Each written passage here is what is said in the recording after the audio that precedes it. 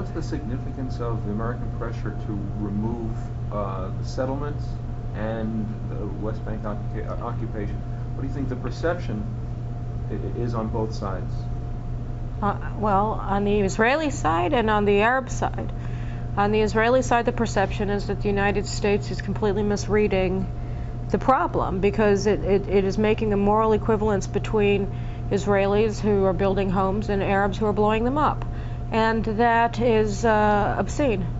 And so it seems as though the Americans simply don't understand. And the Israeli settlements in Judea and Samaria are strategic outposts of Western civilization. They enabled the Israeli army to fight against terror cells in places like Nablus and in places like Ramallah and in places like Jericho, and if they weren't there, they'd have to be created.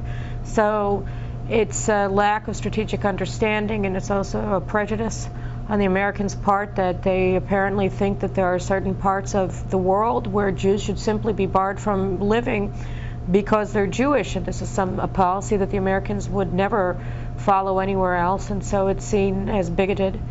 And on the Palestinian side, the American pressure on Israel to stop settlement activity or to destroy settlements and expel hundreds of thousands of Jews from their homes is seen, again, as American weakness and as a clear signal that the Americans are there to be bought, and that they don't have to fear them, that there's nothing that they could do, no number of missiles that they can shoot at Israel that will end American support for them, and therefore the Americans are not taken seriously either.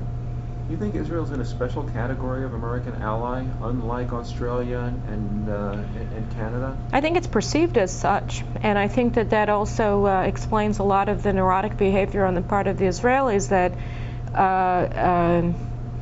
in fact, Israel is an ally of the United States like any other ally, in the sense that when Israel is strong, America's interests are advanced. When Israel is weak, America's interests are impaired.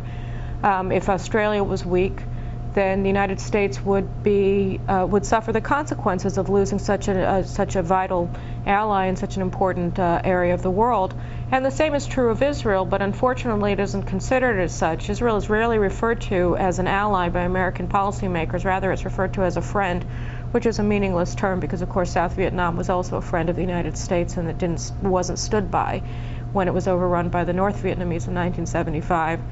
And being in the special category of ally for Israel also causes neurotic behavior on the part of the Israelis, where we think that really the basis of our relationship with the United States is that we're friends rather than that we're important, and the reason that we're important is because we're strong, and if we weaken ourselves through territorial compromises that render us incapable of defending us, then we will no longer be important to the United States as an ally, and we will no longer be an ally, just as if France were overrun or if Australia were overrun, the United States might come to their defense, but they would no longer be seen as allies. In conclusion, do you think that there's some bias, a special bigotry towards Israel, either drummed up by the Palestinian propaganda machine for so long, or some inherent Christian bias? I don't know. I think that the United States is inherently the least anti-Semitic country on the face of the planet, other than, of course, Israel, because there was no inherent anti-Semitism in the ideology that formed America. To the contrary, the Founding Fathers were philo-Semitic. But I think that definitely there's an element of anti-Semitism in policymaking circles that see Israel as a special case. You see it in places like the Israel Lobby by Professors Mearsheimer and Walt, where the anti-Semitism of their view of Israel informs their basic view of Israel as a strategic liability to the United States, when in fact it's an asset. And I think that, of course, when you look at the anti-Semitism in the Arab world, not only in the Palestinian Authority and also in the Muslim world, this is Nazi-like annihilationist anti-Semitism, where Jews are portrayed as subhuman pigs and monkeys who kill children for sport and etc. And all of this plays, of course, on a very biased view of Israel, where demands are made of Israel going back for years, not to defend itself, that the Americans would never be able to make of any other ally, or even, for that matter, any country that isn't a particular ally of the United States. The way that Israel is treated It seems that Israel is the only country in the world that is treated as in accordance with Christian theology of having to turn the other cheek to allow somebody to slap you on both sides of your face as opposed to defending yourselves, whereas the Christian countries of the world and the Arab countries of the Muslim countries of the world are expected to defend themselves against aggression. The Jews, for some reason, are expected not to defend ourselves, and this, of course, is a very bigoted demand of Israel, and it's one that Israelis have to understand that we need to forthrightly reject if we wish to long survive in our country. It's a good punctuation, and I want to keep you on track with your. Yeah, that's fine. Okay. Is there any other point that you would like to bring out? You know, vis-a-vis, you know, either the time of what's happening now with what's happening in the Israeli government, or the pressure on Israel, for instance, to not only arm but allow America to train the Palestinian troops. So, yeah, well, I think that it's absurd, and it's a testament to the lack of seriousness on the part of the administration fighting the war against the global jihad, that America is now training and funding and arming Palestinian terrorists who are actively involved in the murder of Israelis.